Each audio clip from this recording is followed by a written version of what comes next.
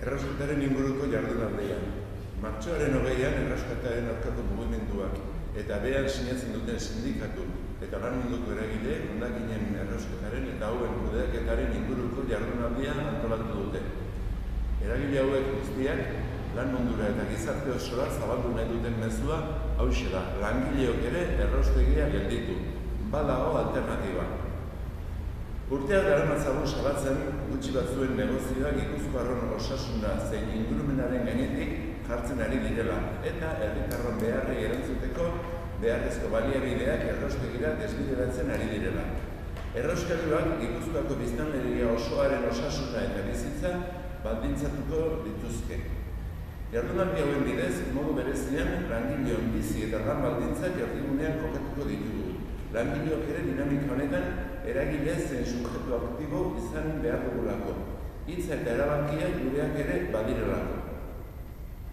Jardunaldiaren antolatzaileek ozenki eta garbi adierazi nahi dute badirela hondakinen kudeaketaren inguruan errausketa baino irtenbide osasuntsuago, merkeago eta ekologikoagoa.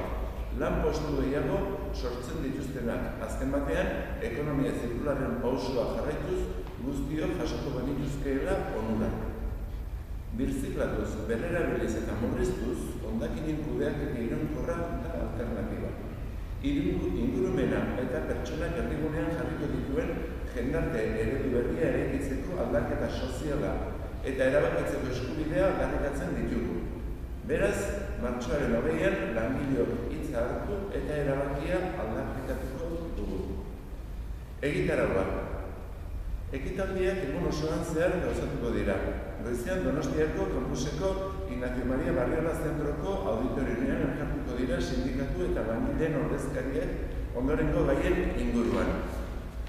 9:30 hamarterdietara Pior Barzaken, hau da Europako ingurumen bulegoko hondakinen arduradun teknikoa da.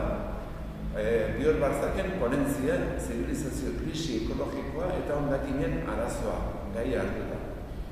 10:30 sindikatuen arteko mahai ingurua izango da 3 bloketan banatuta. Lehenengo blokean lan osasuna eta langileon bizi baldintzak. Errauskailuak langileon lan osasunean dituen ondorioak eta horrek gure bizi baldintzetan duen eragina. Bigarren bloke bat, enplegua eta ingurumena. Proiektuok zer nolako enplegua sortzen duten aztertu eta ingurumena respetatzeko eman beharreko urratsak mahai gaineratu. Enplegua versus ingurumena gaindituz. Zaborren kudeaketarako proposamen desberdinak. Eta 3. blokea, demokrazia, erabakitze eskubidea eta langileon parte hartzea. Hau guztia esan dugun bezala 10:30 12:00. 12:00 gizakate bat egingo dugu eta bulebarretik abitu eta foru aldundiraino egingo dugu. Eta, horren hasieran eta bukaeran, eragile diferentetako ordezkariek adierazpenak egingo dituzte eta sindikatu eta lan munduko eragileen artean adostutako aldarrikapen bat irakurriko da baita ere. Goizeko ekitaldiak arratsaldean jarraipena izango du. Herritar ororik zabalik egongo den egitarau oparoa antolatu baitugu.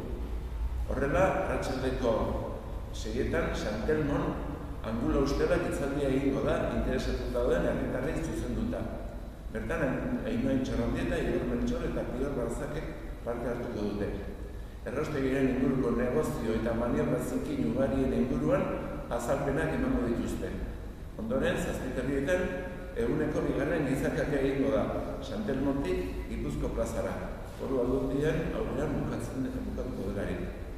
Eta, hau guztia antolatzen eta babesten dutenak errausketaren aurkako mugimendua, ELA, LAB, Comisiones Obreras, ESK, Esteilas, ENE, IRU, COBAS, Biolur, Baserri 21, Olatuko eta Donostia bizirik.